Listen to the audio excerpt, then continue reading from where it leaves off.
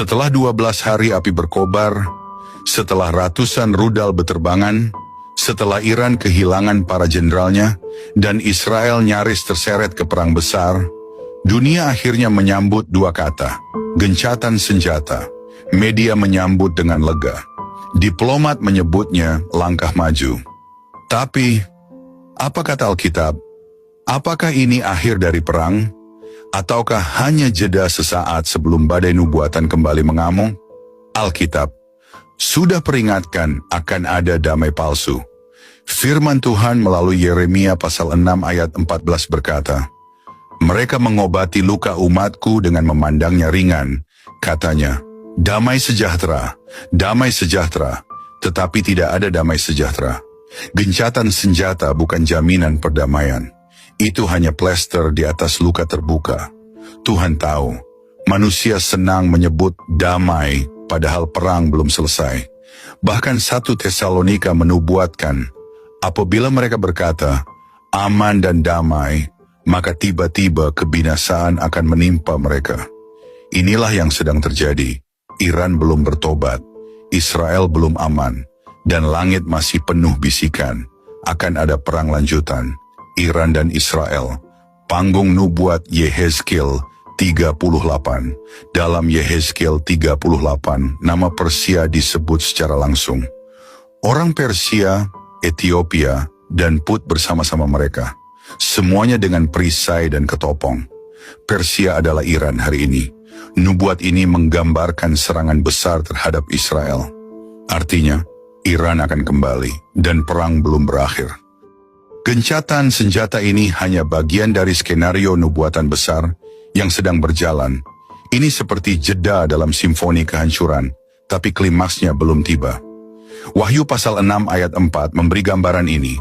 Dan majulah seekor kuda lain, seekor kuda merah padam, dan orang yang menungganginya dikaruniakan kuasa untuk mengambil damai sejahtera dari atas bumi, sehingga mereka saling membunuh, dan kepadanya dikaruniakan sebilah pedang yang besar. Jadi menurut Alkitab, akan ada lebih banyak perang. Damai akan diambil dari bumi, dan gencatan senjata bukan akhir, tapi jeda menuju konflik global yang lebih luas. Kenapa perang Iran dan Israel ini terjadi sekarang? Karena Tuhan sedang menyusun kembali peta dunia untuk menggenapi rencana kekalnya. Yesaya pasal 46 ayat 10 berkata, yang memberitahukan dari mulanya hal yang kemudian, dan dari zaman purbakala apa yang belum terlaksana, yang berkata, keputusanku akan sampai, dan segala kehendakku akan kulaksanakan. Tuhan tahu kapan Iran menyerang, Tuhan tahu kapan Israel membalas, dan Dia tahu kapan semuanya akan berpuncak di lembah Harmagedon. Apakah Iran akan kembali menyerang? Menurut Alkitab, ya. Yehezkiel 38 dan 39 menggambarkan dengan jelas bahwa koalisi besar termasuk Iran akan menyerang Israel pada suatu waktu. Bahkan ketika Iran kalah hari ini, nubuatan memastikan mereka akan bangkit kembali.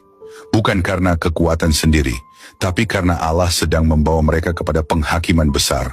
Yehezkiel pasal 38 ayat 4 berkata, Aku akan menarik engkau dengan mengenakan kelikir pada rahangmu dan membawa engkau keluar beserta seluruh tentaramu, yaitu pasukan berkuda, semuanya berpakaian lengkap, suatu kumpulan orang banyak dengan perisai besar dan kecil, dan semuanya berpedang di tangannya.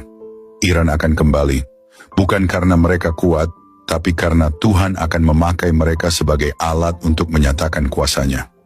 Lalu apa yang akan terjadi dengan Israel? Tuhan akan tetap melindungi Israel. Israel akan diserang. Israel akan menderita. Tapi Israel tidak akan dilenyapkan. Inilah waktunya untuk berjaga. Karena sementara dunia berkata semua aman, surga sedang bersiap membuka meterai selanjutnya. Ini bukan akhir. Ini adalah permulaan dari nubuatan besar. Akan ada serangan berikutnya. Akan ada konflik global. Akan ada penggenapan wahyu. Tetapi bagi mereka yang hidup dalam Yesus, kita tidak takut.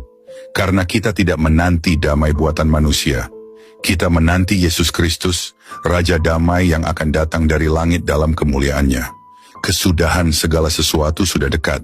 Karena itu kuasailah dirimu dan berjaga-jagalah. 1 Petrus pasal 4 ayat 7.